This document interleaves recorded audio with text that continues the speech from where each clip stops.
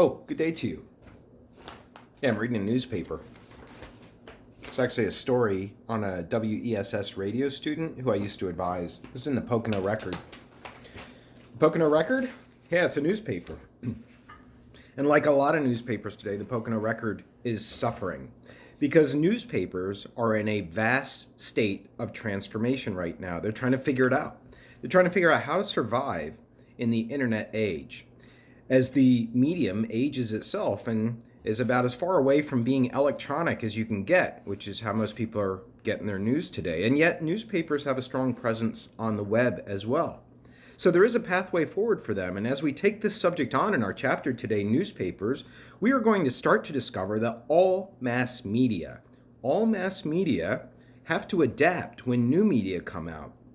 And oftentimes the old media, the legacy media, are given up for dead, like the newspaper, told that they're going to go away forever, but they never really do. They just reinvent themselves. And that's what the newspaper is in the process of doing today. It's reinventing itself, and we're going to see how it's going to survive.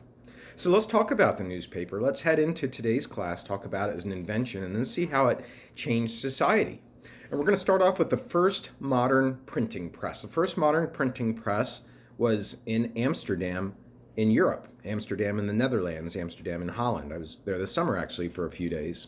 And this paper was called the Curanto, Curanto. That was the very first newspaper ever published. It was published in 1618. It's a long time ago. And it was basically a very single, what we call broadsheet. This is a broadsheet, right? It has more of a width dimension to it versus a tabloid newspaper, which we also have. Let me grab one of those.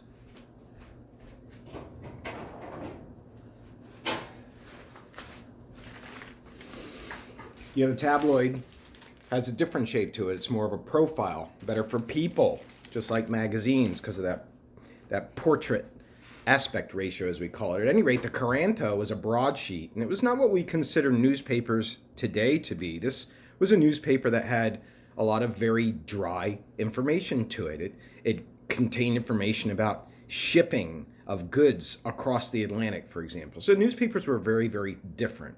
Also, we want to mention that when newspapers were first being developed, first being founded in Europe and other places, that they were controlled. They were censored. In fact, as newspapers sprang up across Europe, the kings and queens that were in power, they used to effectively censor those newspapers, and you had to be licensed to have a newspaper. In fact, a lot of newspapers were shut down. The King of France was famous for shutting down newspapers.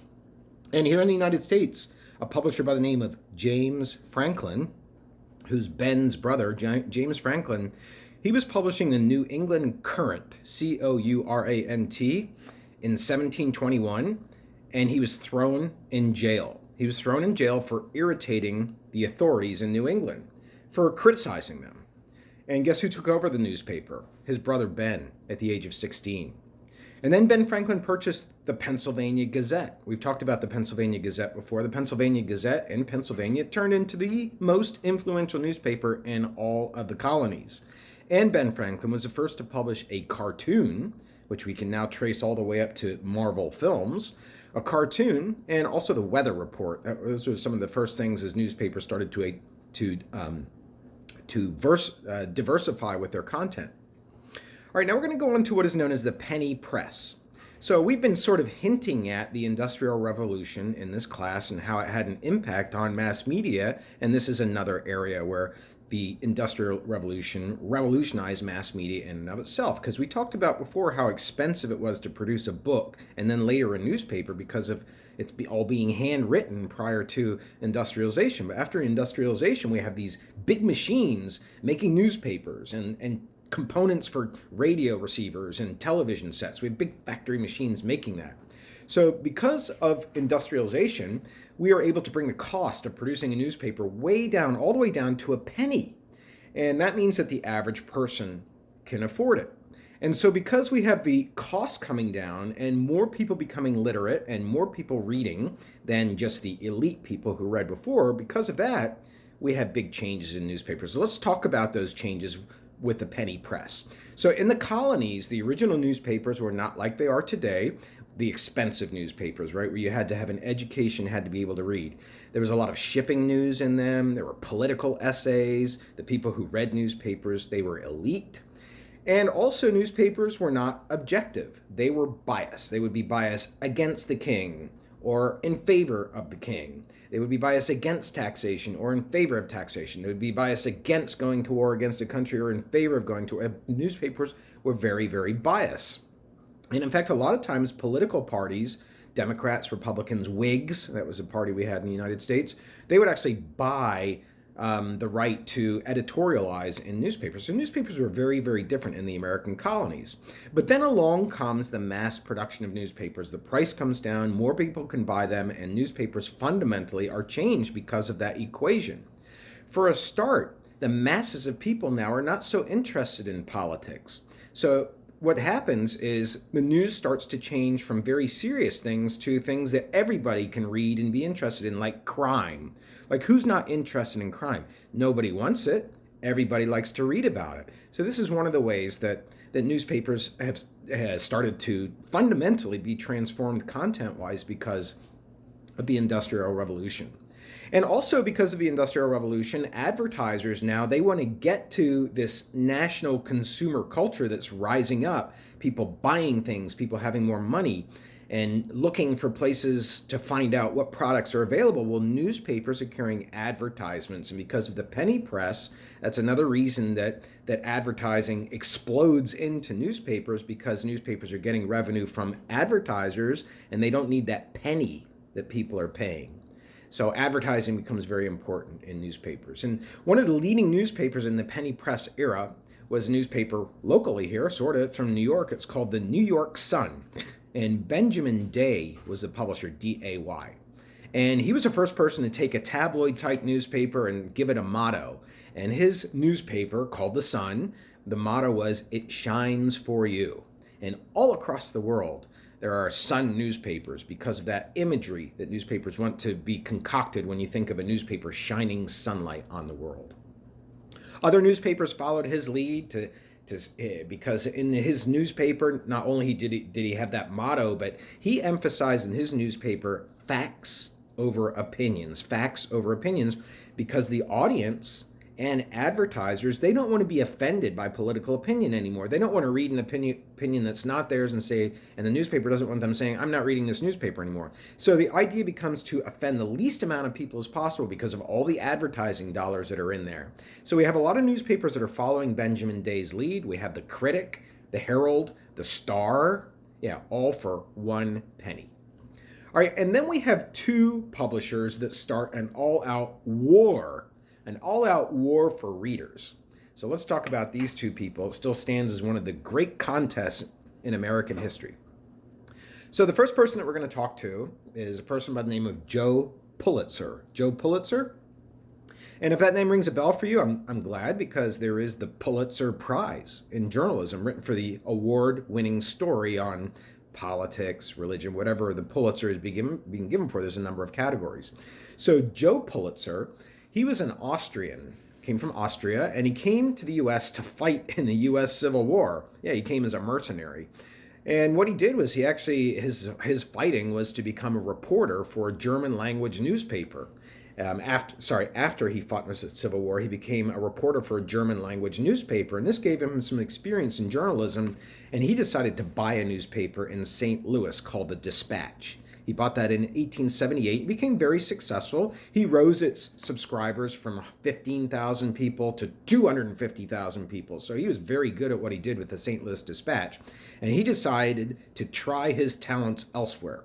So he bought a newspaper in New York. It was called the New York World. And he renamed it the New York Sun, and he turned it around. He changed the newspaper completely. He made the headlines really, really big. Like this. How did it come to this? Big headlines. What's that story about?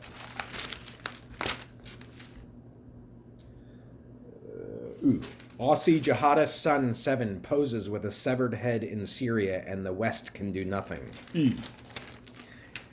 Headlines and that kind of story actually is in the vein of what Joseph Pulitzer was doing, because the stories became about scandal, about headlines. Now, at this time, a lot of the readership for New York newspapers was immigrants. Yeah, immigrants were reading newspapers to learn the English language. And since the words being used in newspapers were not high and elite and educated anymore because the press is being sold for a penny, now immigrants have access to the language and they're interested, roughly speaking, with stories that have to do with their average everyday lives, including crime. So these newspapers, the Pulitzer newspapers, the other tabloid-like newspapers, the newspapers that were part of the penny press era, they start to emphasize active verbs, they start to emphasize facts, they start to emphasize headlines, and Joseph Pulitzer invented what's known as the above-the-fold concept. The above-the-fold concept is the story that's the most important is always the one that's above the fold in a broadsheet newspaper. Now this one is inside the newspaper, so this is not the headline story.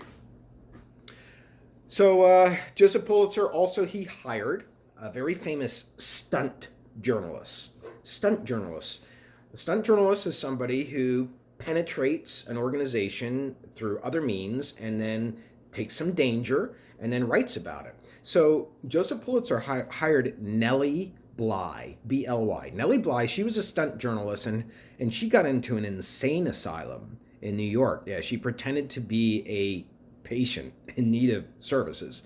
And she got herself committed to an insane asylum. When she got in there, she started writing about the way that women were treated. And that became a very big story that was serialized in the Daily Sun. So now you can start to see the kind of journalism that Joseph Pulitzer is creating. And now we're going to introduce another person who became his main competitor. And his name is William Randolph Hearst. William Randolph Hearst, he came from a wealthy family in San Francisco, and he also had his eye on the New York market. So he started a newspaper in the New York market, and the name of his newspaper was the New York Journal. And that newspaper, the New York Journal, went up against the Sun, back and forth. They always tried to have the biggest headlines. And this period in history became known as the yellow journalism period. Yellow journalism, not because newspapers turned yellow, but because both newspapers ran a comic strip called The Yellow Kid. And that became the way that newspapers were described, that were sensational with big headlines and always trying to stir up things.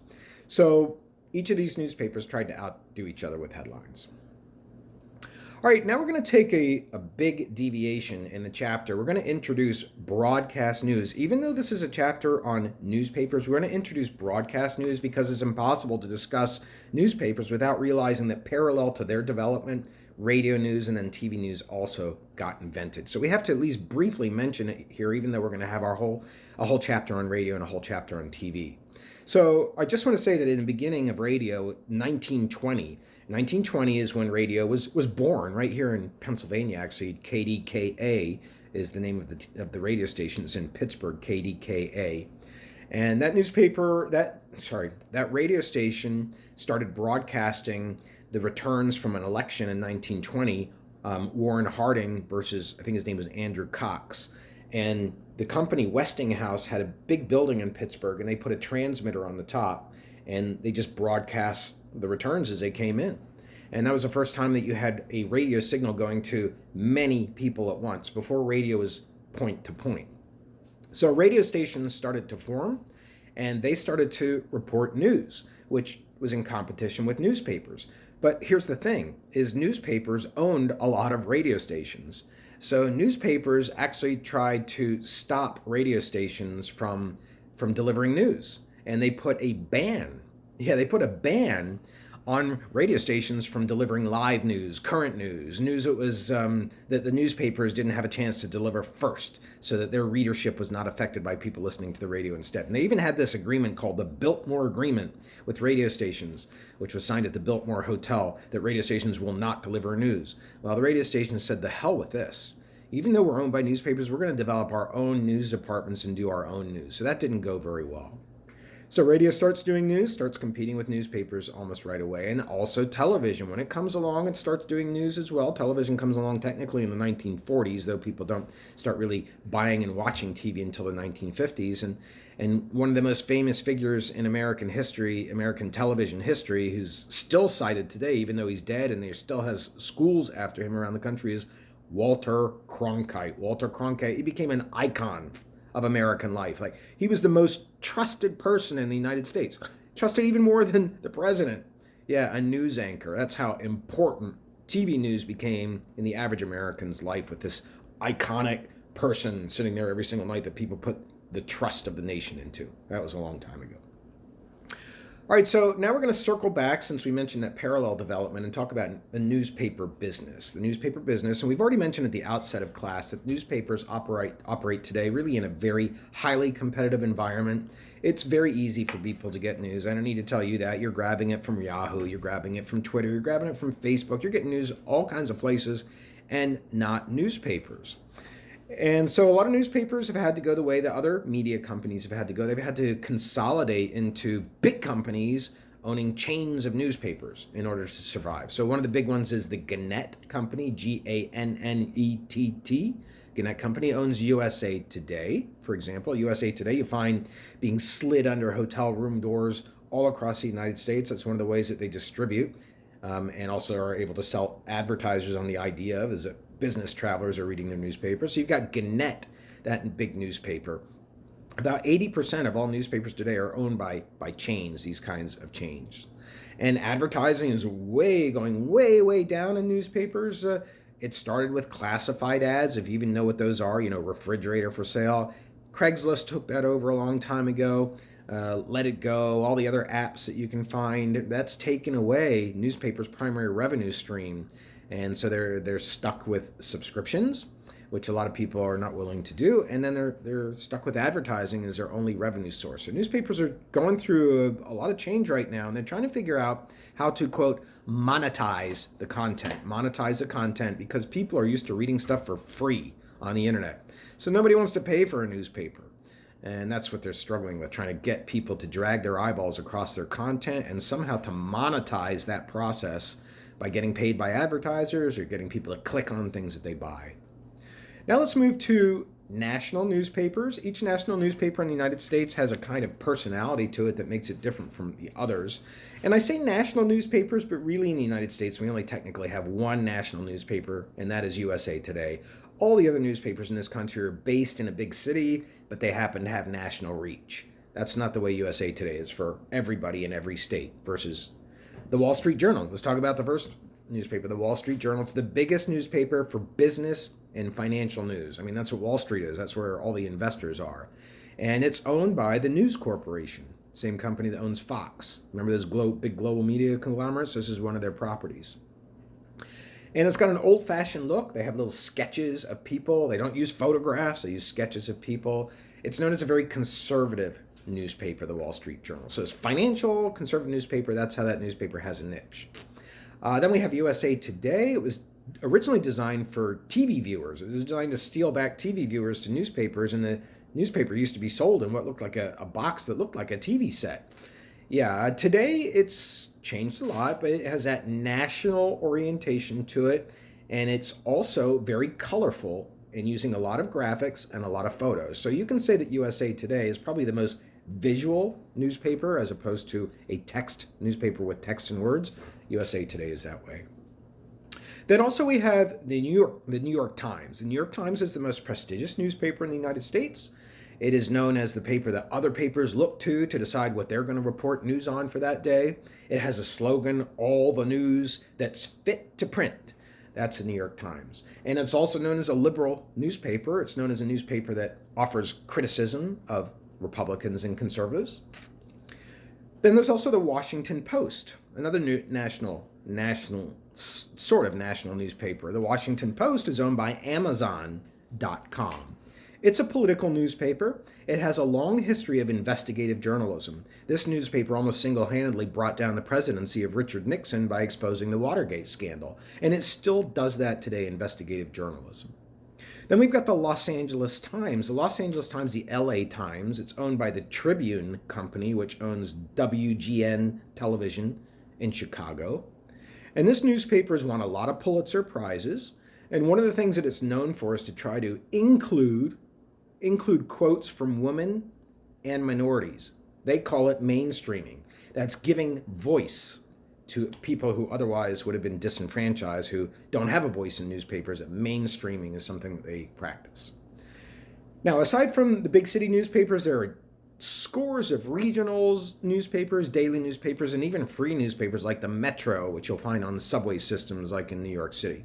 So newspapers are not going to go away. They're still out there. The American tradition has them being delivered to the house, whereas a lot of other places in the world you buy the newspaper at the stand. We're going to see if that's going to still be viable in the modern age. Now let's talk about how news influences politics and society. Well, first of all, when we have a regular medium, in this case newspapers, that's what we're studying today, a medium that's regularly reporting news, what we start to get are the values of what makes news news. We start to see from the newspaper, what does that paper consider to be news, and then we can learn the values that guide that. And there are several values that have grown up in the era of objective journalism coming up with advertising in the penny press, no more opinion journalism, objective journalism. We have these kinds of values being used to judge news. Is it timely? Did it just happen, in other words? Is the news close to us? Does it have proximity? Is it here in our county of Monroe, or is it in a New Jersey county? If it's in New Jersey, maybe it's not going to be news for us. Does it have prominence, the story? Is it really big? Is there a consequence to the story? Has somebody suffered? Has somebody benefited? Is it a rare story? Is it something that's very strange and that's what makes it news? There's an old saying in this business that dog bites man or woman, that's not news. But man or woman bites dog, now that's news because it's rare and it's unusual. And then there's the definition of news that I think is really, really instructive that I like to think of when I think of what exactly news is. And it is, I like this definition, it is the first draft of history. I think that's really interesting. The first draft of history, we're taking newspaper stories who are just going to write descriptive stuff about an event that took place, a march on Washington or whatever, and then later historians will examine the newspaper and the quotes, and they will start to interpret history for us. I think it's very interesting. So today, media in general and newspapers to some extent can have a political bias. The bias is not going to be as obvious as it was in the past when opinions were flagrantly biased in favor of a political opinion. But today you do find opinions coming out on opinion pages. And you also find that cable news outlets, again referring to broadcasting, are also forcing newspapers to take a look at that objectivity idea because cable is very, very opinionated today. So this is all part of where newspapers are headed. And speaking of where newspapers are headed, let's talk about the alternative press. This is another function of newspapers. These are newspapers that were operating outside of mainstream content. So the first area of alternative press that we're going to talk about is the minority ethnic papers. These are papers that help advance the cause of disenfranchised groups. So we've got the Freedom Journal. The Freedom Journal in 1827, long time ago. Freedom Journal, the co-founder, it was a black newspaper, and the co-founder was John Russwurm, Russwurm. He was actually the first African-American to get a college degree. And he took this newspaper and said, prior to this newspaper, the Freedom Journal, every time an African-American is covered in a newspaper, it's in the context of them committing a crime.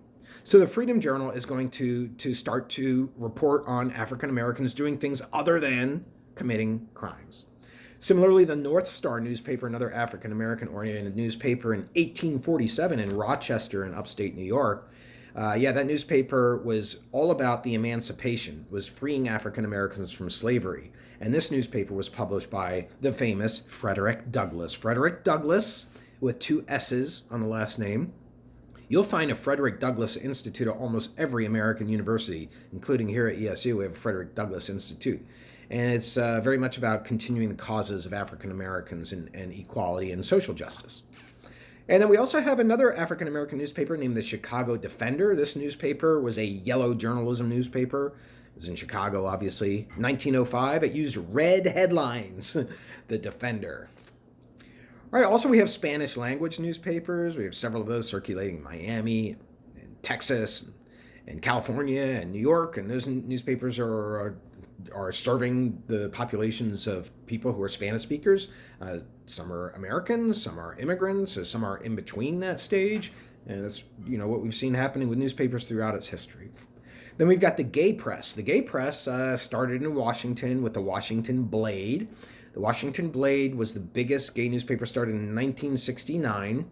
And it started to move gay culture into the mainstream, started to provide a voice for gay culture that was not being carried in other venues of mass media. Today, the gay press has gone mostly online, and blogs kind of took away the need to have a newspaper. But yeah, it was the Blade that started the gay press. And then there's a bunch of other underground / alternative / weekly newspapers, the Village Voice, the Chicago Reader, LA Weekly. So now we head to the final question, and that is, what is the future of newspapers? We know that newspapers have got to be mobile. They've got to be read on a phone. And if that's going to change the way the stories are laid out, because the phone has that tablet and portrait shape to it, the vertical shape, and stories are therefore in the newspaper going to have to conform to that new format and somehow find a way to exist. So there you have it. That's newspapers. Have a great day.